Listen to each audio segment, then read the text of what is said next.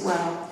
Down there where because we were hearing that there was an emergency that was happening at the border, where people were coming in. And even though there were some things that changed and there were some adjustments that were made, you know, that some of the people who were at the border that had been sick and that needed help had been let through, but we know that there are border issues anyway, so we still went down there. We went to a sanctuary for migrant workers, where we talked to individuals who told us about their stories, what they had gone through to get across the border. This one man, Eduardo, his story sticks with me the most, maybe because it was the first one that I heard. He had been walking across the desert with his brother. They walked for 2 weeks. During that time, they were chased by helicopters, and as a result, were separated. He's yet to hear. At least by the time I had spoken to him, he had not at that point heard from his brother. He didn't know if he was alive or not.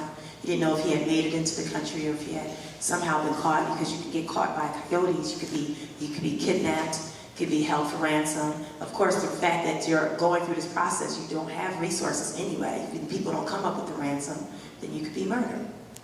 He didn't know anything about what happened to his brother. He had a gun held to his head and told, if you go any further, I'm going to shoot you, but he ran anyway, which speaks volumes in and of itself.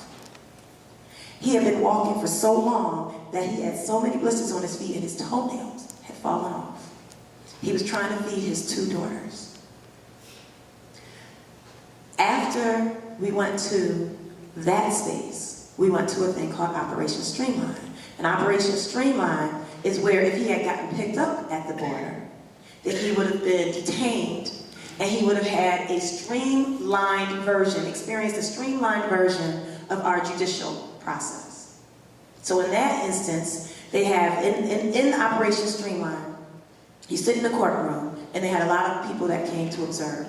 And so you sit in the courtroom, and this courtroom is full of different brothers and sisters who are from a variety of countries.